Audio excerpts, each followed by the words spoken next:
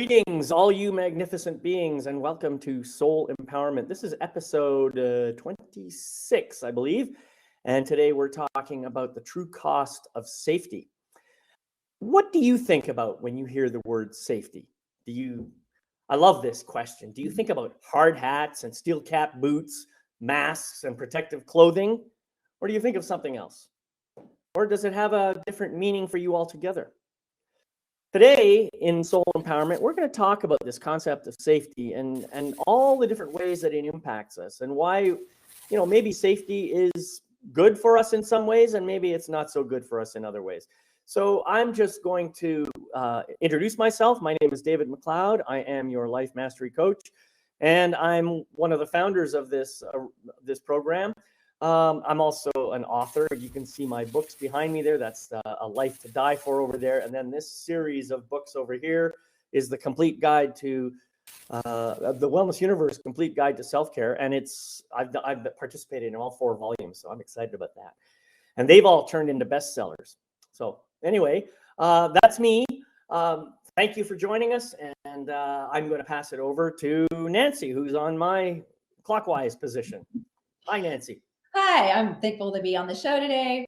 I'm thankful to be a co-host here together with you, David, and you, Sarah. And what I do, aside from doing the Soul Empowerment Show, is I work as I call it a multifaceted lifestyle specialist. I'm also an author. I've written in 2 of the Wellness Universe Guide to Self-Care books. I've got another one out there as well. I give kind of health and wellness presentations. Along with that, I teach a lot of mind-body fitness classes, and I'm the co-founder of a vegan, chemical-free skincare brand called UpliftCleanBeauty.com. That's my newest family member of kind of the lifestyle work that I get to do. Awesome. Thank you, Nancy. And Sarah, why don't you give us a brief summary of what it is that you do? Hello, I'm Sarah, and I'm in the UK, which is great. I'm loving joining you all there, and I'm the founder of Gift of Healing TV and the main host of Gift of Healing TV, which has been going since 2014. I love interviewing people. I love being part of shows like this. So thank you very much for inviting me to be a part of this. I do enjoy this side of things. Also the creator, for want of a better way of putting it, of vocal Reiki. I'm a Reiki master, teacher and practitioner, but I also very much use sound in the form of toning, so the use of voice. And I realised that actually I channel the sound that I tone. And Reiki is an energy that you tone as well, so that you channel as well. So, and I've really felt that it's a vocal form of Reiki, and find that very, very powerful working with people, especially when working with healing of trauma, hurt and pain, especially with the inner child. Had amazing results with myself, which is how I know it works. Healing my own childhood traumas, and the people I've worked with, the effect that it's had on people is absolutely amazing. But people have to choose it, as with everything. They have to be ready and happy to do it. There's other things, but we'll leave it at that for now.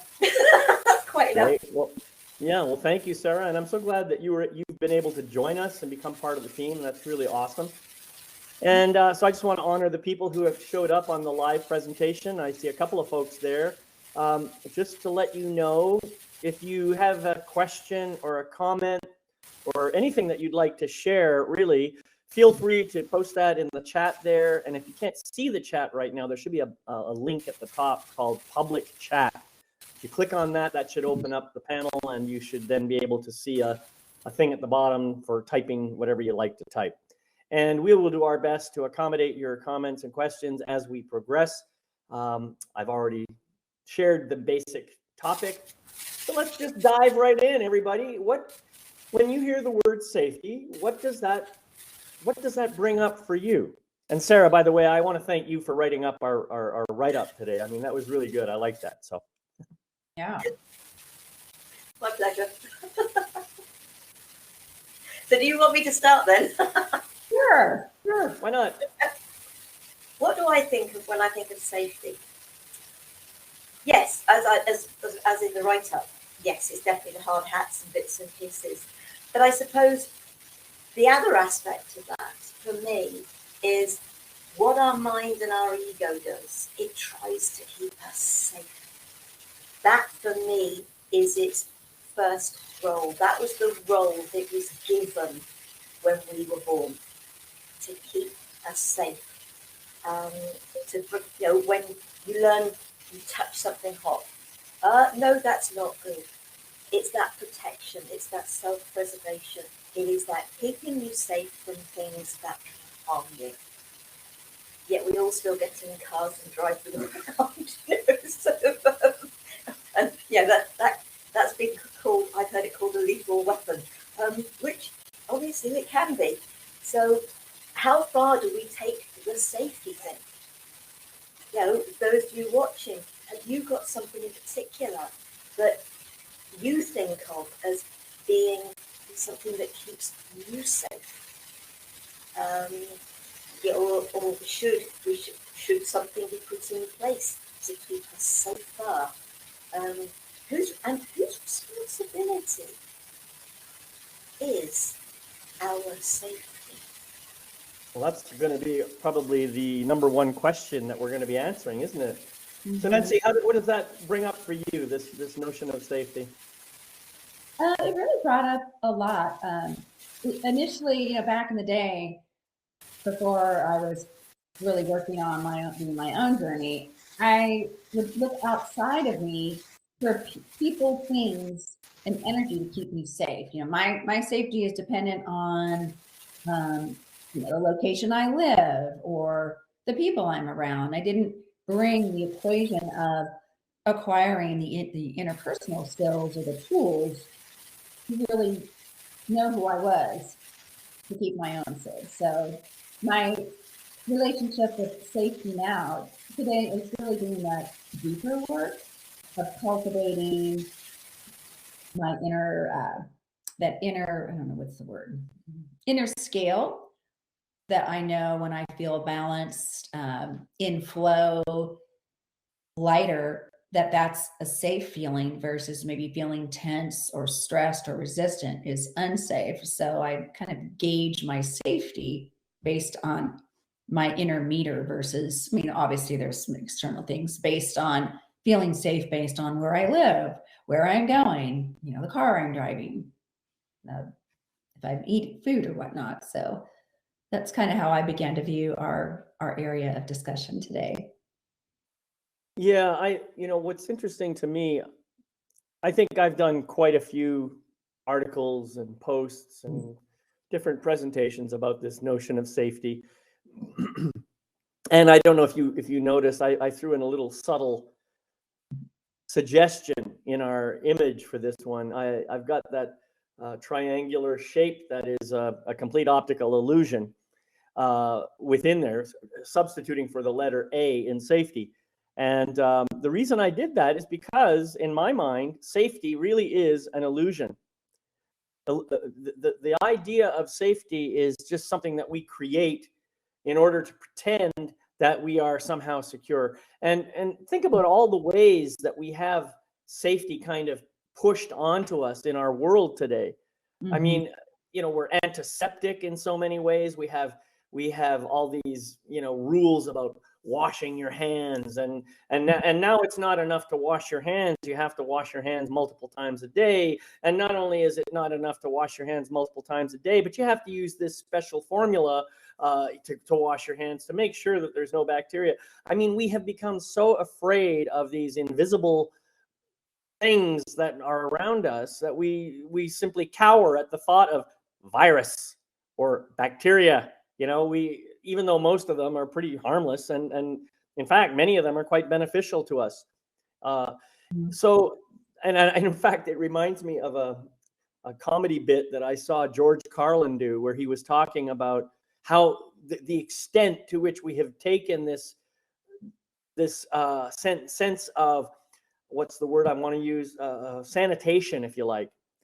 He said, we're so ridiculous and we've taken it so far, it's become so insane that we take an alcohol swab and clean off the inmate's arm before we inject him with the lethal poison that's going to kill him.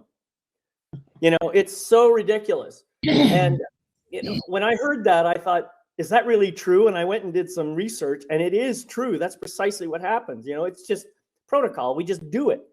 And so it just gives you a sense of how far we've taken this notion of safety. And then to come back to what Sarah was saying, we have put the responsibility for safety into the hands of our government leaders. So the government is always doing things to keep you safe, you know? And are they really keeping us safe? Well, I mean, that's for each individual to decide. But personally, I think it's none of their damn business. It's my job to keep me safe. It's my job to decide how much risk I want to take and that sort of thing. And nobody else should be able to dictate that. So that's kind of my take on the notion of safety. And sorry, Sarah, I did have to mute you. Your microphone is coming through with a little bit of static sound. So, you know, go ahead and unmute yourself when you want to speak. Matt is asking the question, are you saying that knowledge is dangerous? Oh, that's a good question. Maybe that's our next piece. And Sarah, would you like to tackle that? Oh, I love that. Is knowledge dangerous? A little bit of knowledge can be really dangerous. But do we have knowledge, or do we just know what we're told? And this is a really big one for me. You were going on about the sanitizers and all the rest of it. And for years, long before this COVID thing all started, you know, it was just using all this stuff to wipe your surfaces down in the kitchen. But what we've been doing is decimating our immune system by being too clean. So is a little bit of knowledge dangerous? A little bit of knowledge is dangerous. But we only get told what other people wish us to hear. And that's where, to me, it becomes our responsibility, if we're not comfortable with something, is to research it further. Correct. So it depends on how much knowledge you are talking about, Matt. For me. And you know, I want to come to this because I think it's a really good question. Are you saying that knowledge is dangerous? Well, personally, I don't think knowledge is either dangerous or not dangerous. Knowledge is just knowledge. It's kind of like a hammer. You know, you can break your thumb with a hammer. You can hurt somebody with a hammer, but you can also build amazing, beautiful things with a hammer. So it depends on how it's used. And knowledge can be used as a weapon. And when it's used as a weapon, then I think it absolutely is dangerous. It's designed in that case to try and manipulate us into behaving in a certain way and so forth. So, but for each individual person, I think the more knowledge I have, the better off I am. And the more I become aware of the fact that most of what I think is unsafe really is not unsafe. And so in that sense, knowledge is very useful. But knowledge by itself is just information, right? It's like saying, is the sun dangerous? Well, yeah, if you're going to fly up close to the sun and then dive into it, you probably won't survive that. But getting a certain amount of sun in your day and you know, even on your skin is not as dangerous as we've been led to believe. And in fact, it may be absolutely necessary for proper levels of vitamin D and other stuff like that. So, you know, the level of dangerousness obviously is going to shift depending on, you know, if you overdo something or whatever. So that's my answer to that. Nancy, what do you think? I kind of agree with you, David, about what's the level of knowledge we have and how are we applying that. I do think it's interesting that I just got a car recently, and then there was a recall, and that's a little bit of information. But then when you're like, oh my gosh, it's like, oh, wait a minute, let's go a little bit deeper. Is this really true? And it's like, oh, No, it wasn't. So had I taken that small bit of information, I could have used that to make me feel a car wasn't safe or what I did wasn't safe. But again, the surface level really was nothing more. But going deeper and looking into that about my car that I purchased, it was like, nope, totally fine. So I do think it's interesting in our society that where we have so much news coming at us. You know, what does that mean? And You should have air quotes around that. news, right? News. Whatever that is, I don't know. But I think I don't know. Yeah. So that's another thing I'm trying to work out in my relationship of listening to that anymore or not, because you can use that to make yourself feel very unsafe and whipped up into a frenzy, or some choose to use that as a means to apply it to move cautiously and judiciously through life. So that is a very interesting facet of where we gather our safety from. Yeah. You know, and the other part of it, I as you're speaking, I'm thinking, so far we have been talking about safety, I think, from the perspective of the physical body.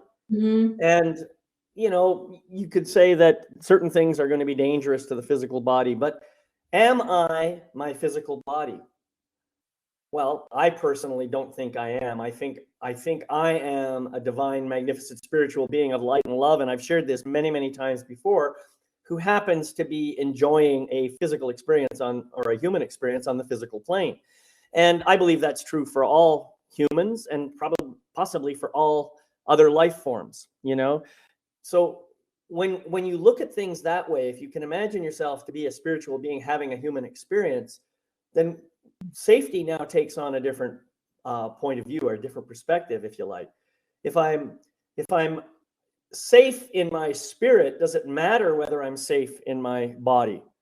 I mean, if I did something really stupid and this body got destroyed, what does that say about me? You know, it means me as a spiritual being have engaged in some kind of an experience that caused damage to the body, and now I can't have that body anymore. So now I'm in a different position, a different place in the spiritual realm. Maybe I get to come back in a different form. I don't know how that all works, but I'm just saying, in the spiritual realm, I don't think safety even comes into being. I don't think there's anything that can damage or destroy us other than our own choices and our own our things that we do for ourselves. I don't know. Maybe you agree or maybe you disagree. So what say you? Yeah, are you saying that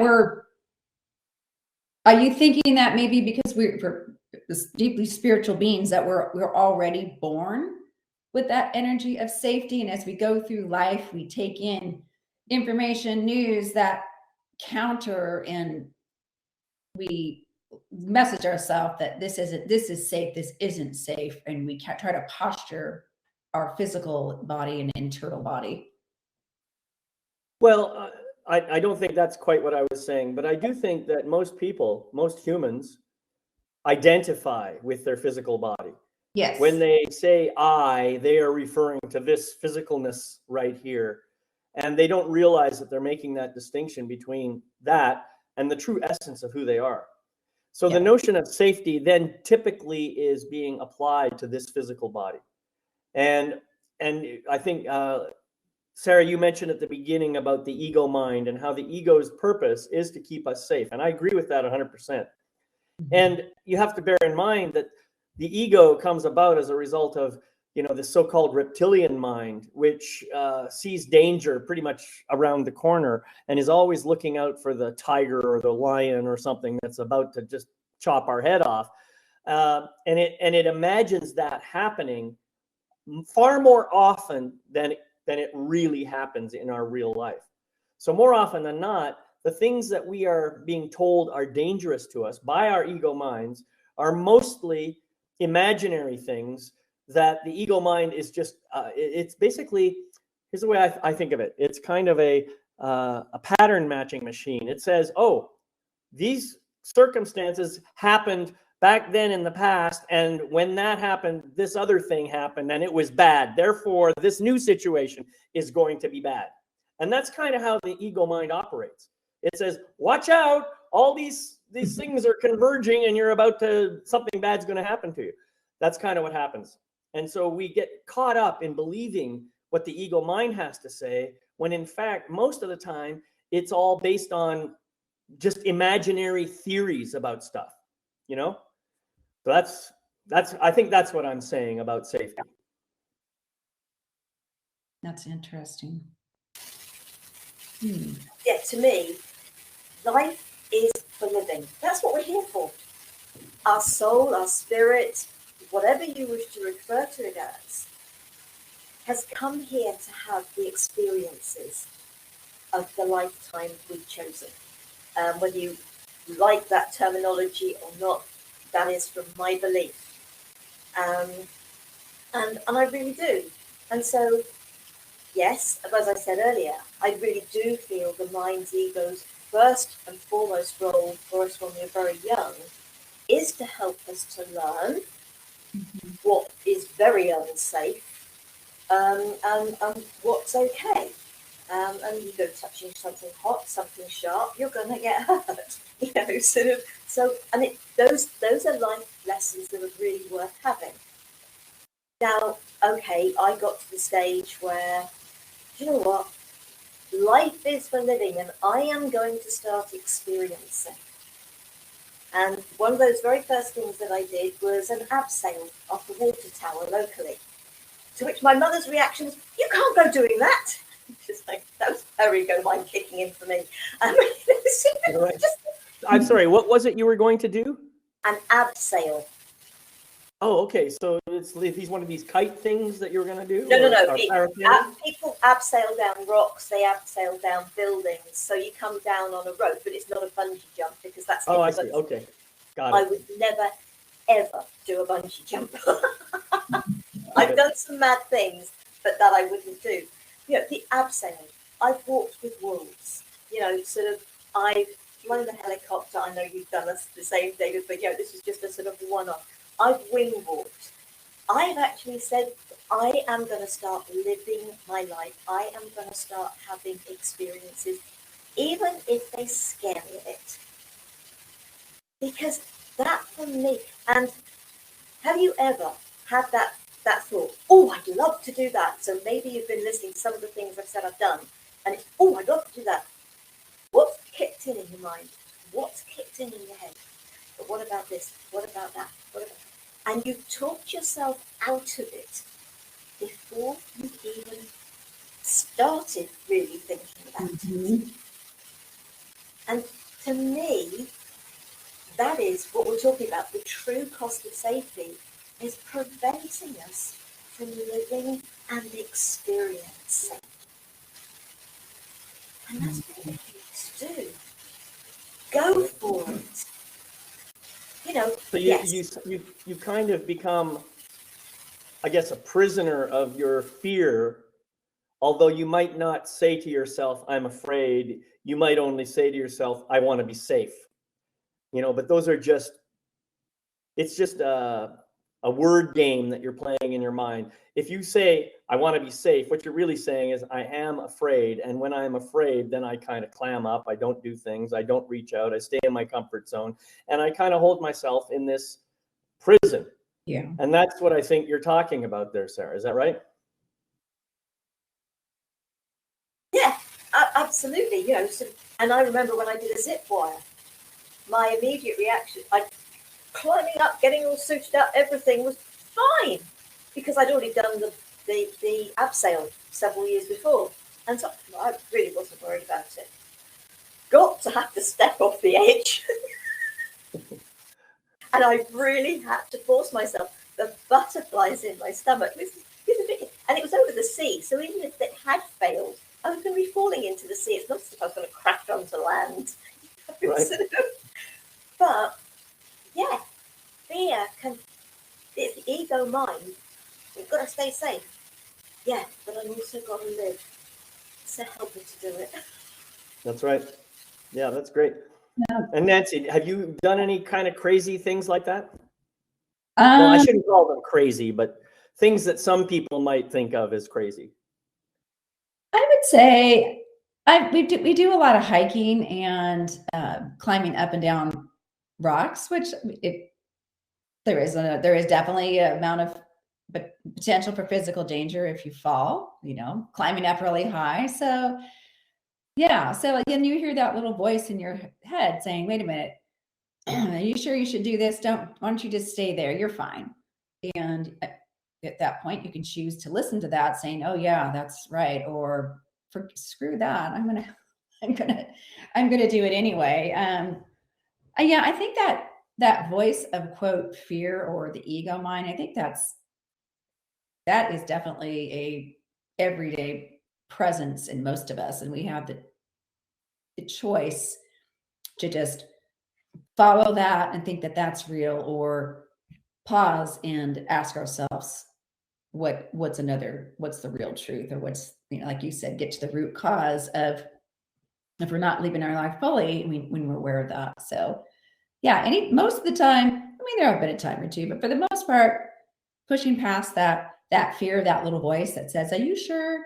It never amounts to quote what my ego mind initially made it to be. That's what's fascinating. All of the quote worst case scenario stuff that we float with, when financially, physically, it pretty much doesn't.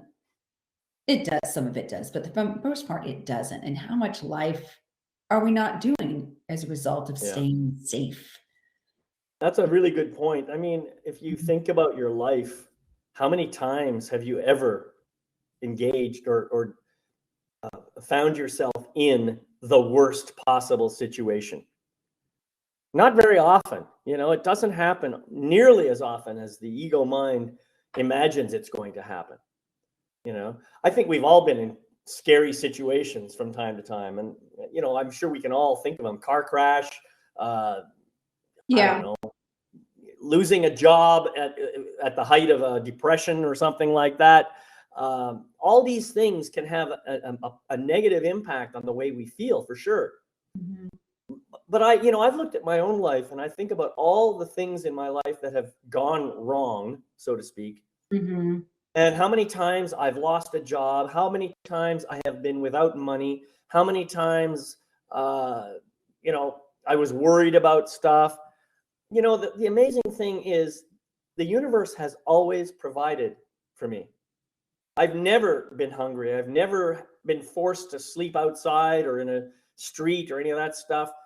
No matter how scared I was or how much I believed something like that was going to happen, nothing like that has ever happened in my life. And the other thing is, you talk about doing something scary.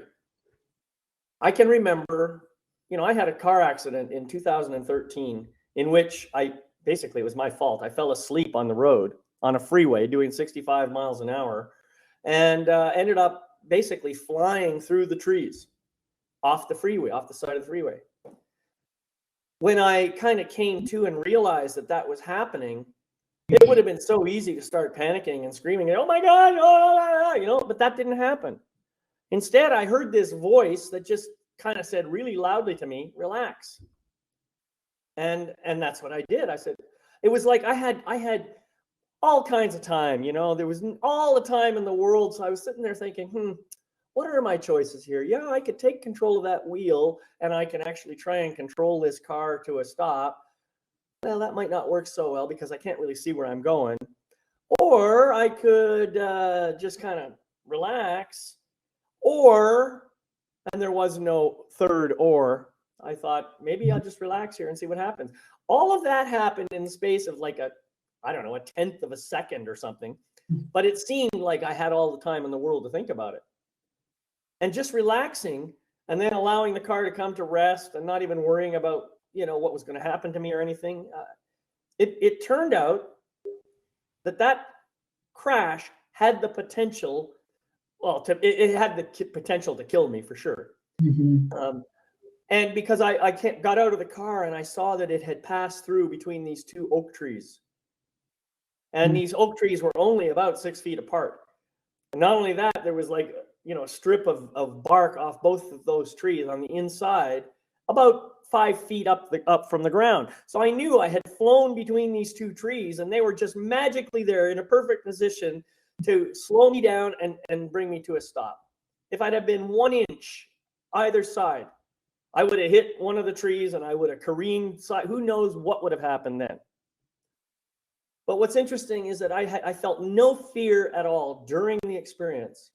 And it wasn't until after it was all over that the adrenaline kicked in and I started shaking and all kinds of stuff was going on. My body was just reacting at that point. But deep in my heart, in my spirit, I knew this was a sign from, call it God, call it spirit, call it universe, call it whatever you like, a sign that there's a reason for me to be here. And it's time for me to wake up and start doing what I'm supposed to be doing. That was the message that I got that day. And I felt the absolute opposite of fear. I felt total joy in that moment. So, I mean, I wouldn't have planned to have a car accident. I would not have gone out and said, oh, I think I'm going to go out and have a car accident today. No, absolutely not. It happened. It was just one of those things. So, I mean, I'm sure other people have had experiences like that once you got to the other side of them, you realized the potential danger that was there, and yet here you are talking about it. So I just wanted to share that. Well, that's pretty kind of what that brought to my mind is how often in our day-to-day life do we tune into these sensations, feelings, or quote, voices from the ego that supposedly have our back, but in the big picture, keep us from moving more deeply into the fabric of our life. Like you could have looked at that accident. It's like, oh my gosh, I'm going to go out of my way to get a car with all these features because I can't have that happen. But you saw that as this is my chance. I'm meant for so much more, and my life was spared for that. But how often do we operate from drawing back when something new is presented for work or fun or relationship, taking a step back or wanting to quote, stay safe, or that fear is a very, whatever we're calling that, very powerful energy and supposedly providing for, safety, but but obviously keeping us prisoner. Mm-hmm. Yeah. Yeah, because the thing that's been going through my mind as you were talking was how many times do we find ourselves in a relationship or in a job and the fear comes in? Mm-hmm. What's going to happen if I leave this job? What's going to happen if I leave this relationship? And I can actually speak from personal experience because I spent far too many years in a relationship that I should not have been in. Mm-hmm. But the fear was, what happens if I leave? I'm so-called safe here. But is that the cost of so-called safety? How safe was I? Because I wasn't being true to who I am. It's that learning to say yes to yourself and no to others.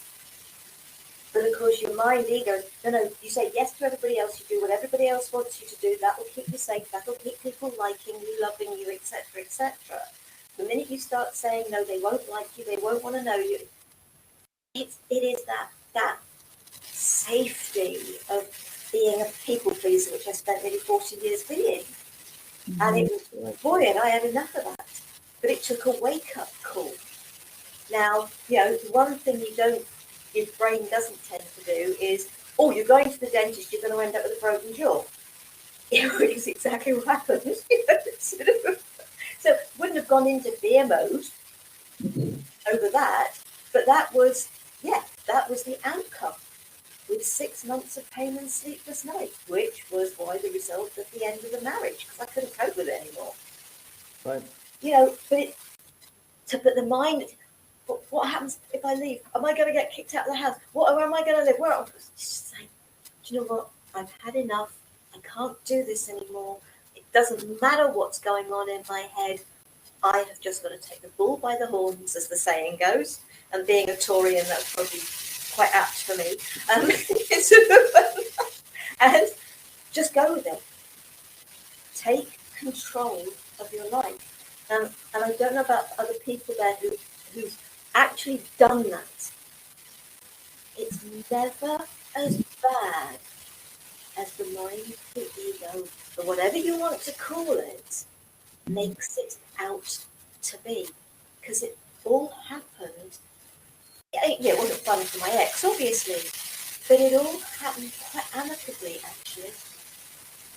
And it wasn't anything like as bad. So our so-called safety can cost us. When I say our life, I mean the life of living, not the life of being alive, if you see what I mean. Right. Yeah. But you might as well, if you're existing rather than living. Right. And I've had enough of existing. So Yeah. Well, you talked about, being kind of stuck in a marriage, in a job, and then it was the situation with your jaw that just said, literally, it was the straw that broke the camel's back. And you said, that's enough, I'm done. And from that point, you chose freedom for yourself, a freedom away from this, I guess the way I would describe it, a suffocating environment. I don't know if that's how it was for you, but that's the word that comes up for me. And so you decided, this is enough. I've had enough of this suffocating environment, and I want to get out there. I want to live. I want to breathe. I want to just be open and expansive. Well, that's the choice we can make. We can stay quiet and safe in this nice, tight little comfort zone that we've built for ourselves, and not risk anything if we choose to. We can do that. But what kind of life are you living if you do that? What kind of life do you really have? While you're sitting there in your comfort zone, how many dreams are taking you out of that comfort zone? And how many of those dreams are you ignoring? So I think it's a really good point to, you could, if you choose, and so we've got something to talk about here. What is choice anyway? What choices do you have? What options do you have available? You could choose to stay in your comfort zone, or you could choose to get out of it and be free where there's a risk that something might happen. A risk, but not a guarantee. Yeah. So, these are things that I think we need to be thinking about. And yeah, I don't want to do anything to make myself or anybody else unsafe. But at the same time, I don't want to suffocate myself either. Yeah, or withhold. So maybe if you're starting to feel that your life is passing you by, or you're just feeling really constricted, perhaps because of, at all cost, stay with what you know, but yet a little voice is telling you that, really, is it this, truly, really, is this it? Maybe, like you said, to ask yourself, is what I'm thinking that might happen, how accurate is that? Is that really true, that if I, for instance, leave my job, take a break, apply for a new job, different field or whatever, is it really true that all these things that I said, I'm going to lose my savings, be unemployable, lose the favor of my colleague, whatever, all these things, is that really, is that truly the truth, what I'm thinking, or what's another scenario? And I think giving ourselves time to play out what we feel is true, or what we've been leaning into, versus other scenarios, will give us a deeper vision of living, finding freedom and choosing, versus feeling that we don't have a choice, or we don't know what's the next best step. Yeah, that's really, really a good point. Yeah, go ahead, Sarah. It looks like you were about to say something. No, I just think that sometimes, sort of the safety, I actually had, as well as leaving the marriage, I then got told we were getting made redundant. So the job thing went, and that was not my choice, but it would have been my choice. And it led to so much more. Suddenly, for me, making the decision to take control of my life actually opened the door to so much more. If you like, we say the universe abhors, what's the word? A vacuum. A vacuum, that's the word. Thank you. Yeah. I've used it just recently and I couldn't remember it. The universe abhors a vacuum. When you do these things, you create the vacuum. And sometimes the universe adds to that vacuum for you because it has so much more in mind for you. It's that time for you to truly move forward and make some really big moves in your life, which is what happened for me. Because the job I was in, the company got taken over in a different town in the country, actually where I'm now living. I'd spent some time working for them, then took redundancy, and then walked straight into a brand new job, having bought my own little house down. Suddenly, I've heard people say, if everything becomes easy, you're walking on the wrong path. No, to me, it's the other way round. If everything is coming easily, it is because you are following the right path. The universe supports you when you are going in the right direction. Mm-hmm. Well, now that's a good point. And obviously, some people are going to say, but what is the right direction? Isn't my ego mind telling me the right direction all the time? And the truth of the matter is, the ego mind isn't even thinking about your direction. It's only thinking about keeping you safe. The soul, however, always knows what your right direction is. And if you listen to that, you will follow it. You will find it and you will follow it. And you may already be on the right path. That's quite possible. I mean, there are people who are very much in tune with their souls right from a very early age. But most of us go through this process of ego mind developing and starting to behave in ways that we satisfy what our ego mind says that we're supposed to do about life and how we're supposed to, make people happy, and we're supposed to put our own wants and desires behind us and focus only on what other people want, blah, blah, blah, blah, blah. That, we are told, is the way to keep ourselves safe and find a way to move forward and become happy. But how many people have you heard who followed that path and end up being absolutely miserable? Well, almost all of them. Almost all of them who have done that find themselves being miserable, which is why we have a multi-billion-dollar coaching industry and therapy industry and all this kind of stuff to try and help people get back on the right path. That's really what it's all about. And so anybody can learn how to commune with their soul. It doesn't take a lot of work. All you got to do is learn how to meditate. That's a starting point, and I'm not recommending necessarily that you follow a particular religion or a particular path or any of that stuff. That's up to you to decide. What I am saying is give yourself permission to quiet the ego mind and get down into the connection with your soul. That is your pathway to true freedom in your life. Because when you can follow your heart and soul and do what you brought yourself here to do, and try to follow that path, all of a sudden, as Sarah says, things just become better. They don't necessarily become easier. For some people, they might become easier, but they will certainly become more fulfilling. And when they become more fulfilling, that's because you are on a path that is meant to be an expression of who you are. And in that case, and I have to agree with Sarah that when it's more fulfilling, it's also easier because you don't feel like you're struggling anymore, right? But there still may be obstacles. You still may have to, you still may have to deal with situations that you hadn't anticipated. That's going to happen no matter what you're doing.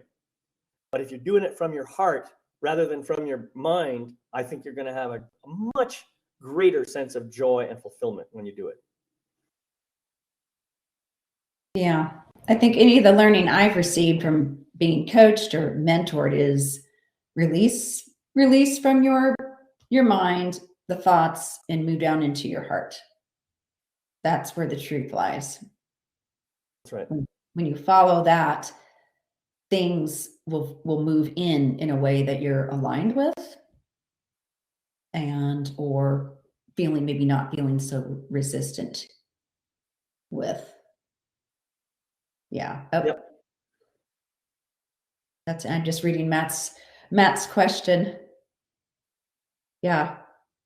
Well, he's saying, isn't what our soul tells us potentially an illusion also?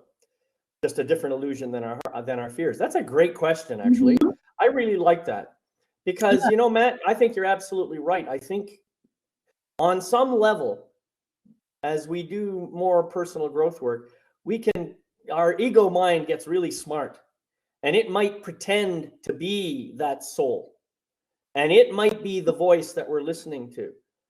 The way you can really tell the difference is, I think anyway, the soul is always coming from a place of love. It's always trying to express love. It's always gentle and compassionate and forgiving and all the rest of it. If you listen to the ego mind that's pretending to be spiritual, it may be a little confusing at first, and the voice may sound like it's something that you should follow. But after a while, you may notice little bits and pieces of, well, if you want to succeed in life, you've got to kind of get past that person over there, as if that person is somehow in your way.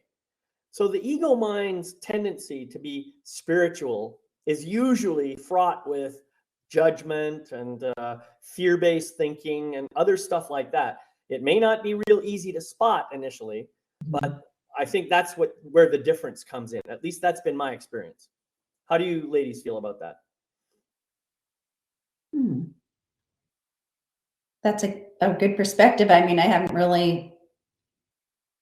Yeah, that goes with the fabric of really being more comfortable and knowledgeable with your shadow and your deep work, that you can begin to tell maybe or intuit what's going on when you feel that you're desiring to listen to your soul versus the ego mind, and maybe the two are getting confused. But because you have learned to place yourself in a deeper relationship with your soul, you understand that how those feelings feel and where they're coming from versus more of a overarching voice that's out of illusion. So that definitely takes a different level of knowing and perception and learning. But yeah,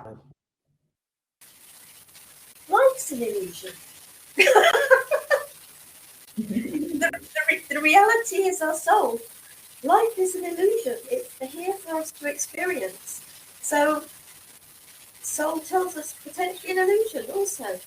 Yes, absolutely. It's the illusion of what our soul chooses to experience. Because it can't experience anything other than love where we come from.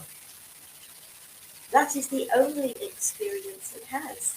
And for those who've read Conversations with God, it is about us experiencing what our soul can't, so that our soul has, for want of a better word of saying it, that knowledge.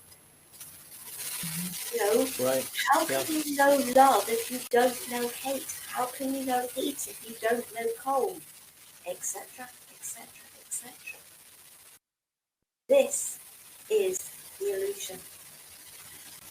And now that I've decided I'm going to live this illusion, it's one I intend to enjoy. Because it was not a lot of fun to begin with. But it's up to me to make it that. To let go of the fear and to say, and to know, I suppose in my heart of hearts, the back of my mind, whatever, that actually none of this is real. Yeah, absolutely. 6 months of pain and sleepless nights to go with a broken jaw. Yep, I got scalded as a baby, 3 months in the hospital. Absolutely. I'm sure there was a heck of a lot of pain there too. You know, I'm not saying that the pain, etc., doesn't feel real, isn't real for the experiences we're meant to have. Well, now we're getting into a completely different topic, the question of what is reality. And I think it's a great question. I love the question myself. I think you're right on though. I think that you know, everything that we experience as this life is indeed an illusion, because we're experiencing it from the perspective of this physical body through the five senses that we have. And some people don't have all five senses, but you know, let's say on average we all have five senses. We also have the power of intuition. And intuition really is a tool that allows us to communicate with our soul. And the soul is that aspect of ourselves that is truly connected to all that is. So I see things very similar to you, Sarah, but there are some differences in the perspectives. And it's all good, you know, since your perspective is absolutely right and my perspective is absolutely right. We're just looking at it from a different point of view, that's all. So yeah, I get it and I agree with that. So the question is, how do we make choices then, given that we are living in an illusion? Does that mean that every choice we make is also an illusion? Does it mean that every result we create from our choices is also an illusion?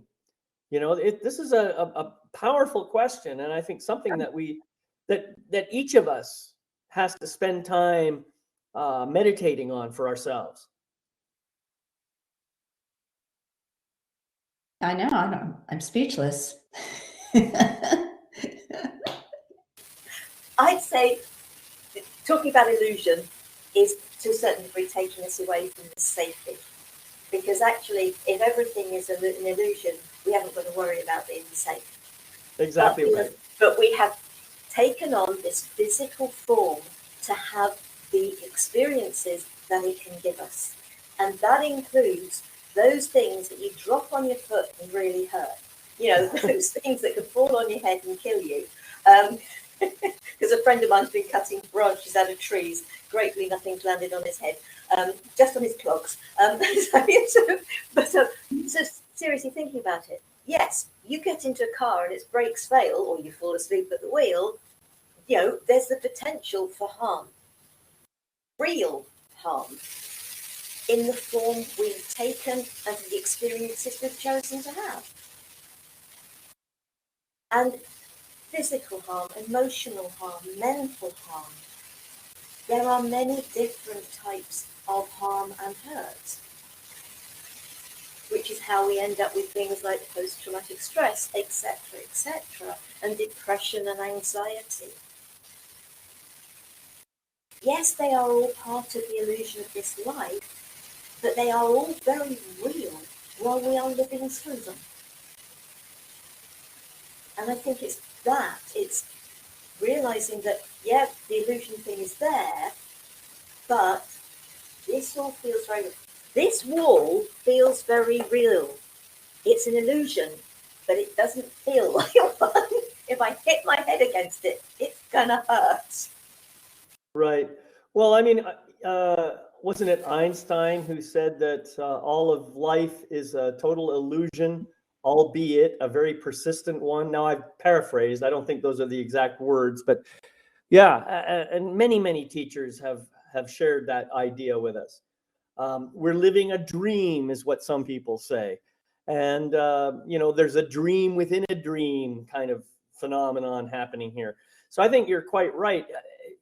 From the context of our physical experience, many things in this life feel real. We believe they are real. But the moment we pass on, the moment we release this body and free ourselves from this physical realm, we then immediately understand how much of an illusion it really was. And I think this is something that a lot of people,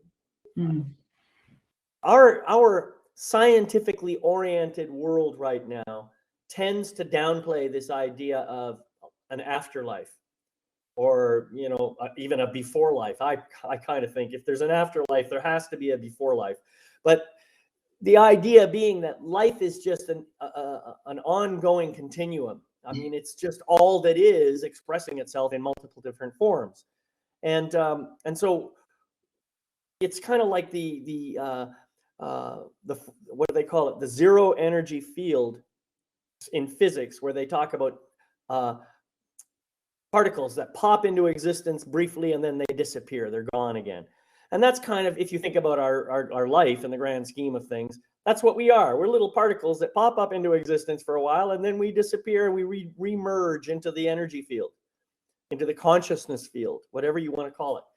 So why are we worried so much about safety then? If you truly believe that you are immortal in your true essence, then it doesn't matter whether you do something it doesn't matter if your body suddenly ceases to be. Okay? If you die right now, physically, from the perspective of all the people on this planet, you're not really dead. You've just simply changed form. So why are we worried so much about safety? That's the question that I really want to ask.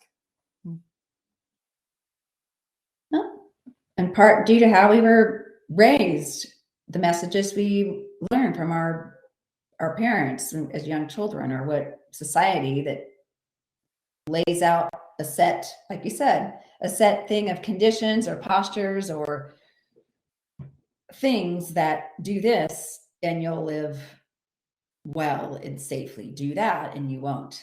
So that makes us place the energy of safety consciously and unconsciously front and center in our life, because we have it. We hear about this daily. Think about it. If you're watching, the news or wherever you're getting that, that's pretty much what it is it's all about. Think about all the messages are safety oriented, which is why we have our show today. Why you just brought that up. It is very fascinating to really meditate and reflect on what it really means and what does it mean for us. Well, I think it was Eckhart Tolle who in his book, The Power of Now, it might have been one of his other books, but I think it was The Power of Now, where he says, when you are in the present moment, truly in the present moment, and you are only focused on the now, what happens is you're not dwelling on pains or injuries or traumas from the past when you're here in this present moment. And you're not worrying about things that are happening in the future while you're here in this present moment. And from that perspective, everything right here, right now is perfect. There is nothing to fear. There is nothing to worry about safety. All of that strictly has to do with your perspective on things from the past and things going into the future. That is a very, very interesting perspective to me. And it's really what helped me to understand more about communing with my soul, which isn't really here and now, but it's everywhere always. That's more accurate, I think. And when I do commune with my soul, when I do meditating, and I'm meditating like an hour and a half a day now, it's really 2 different times. It really is a powerful, powerful experience of presence and flow, and yeah. And I'm in the safety of my meditation room when I do it. Yeah. Sorry, I just had to say that. Well, we do that, don't we? Sort of, sometimes you will do some meditation, you do some certain exercises, balancing of chakras, you'll do all sorts of things. I like to put my roots down every day, sort of as a keeping grounded. But okay, that's because I want to get rid of my lead boots, and maybe that was they were a safety thing. They were to keep me grounded, and I just got so fed up with it, and I just, excuse me, if I ground every day, can I get rid of the lead boots? And I grounded every day, and the lead boots went. But but that was because we're meant to be here. You know, how many people have been involved in an accident that should have killed them and they're still here? Mm-hmm. You know, your accident being a classic example.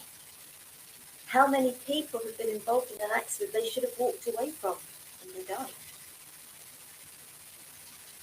If we don't know when our time is up, but we have, many of us have come for a really good reason. Some people may not think it's a good reason, but that's beside the point. We have come with a purpose. And how are we going to do that if we are constantly trying to live within safety?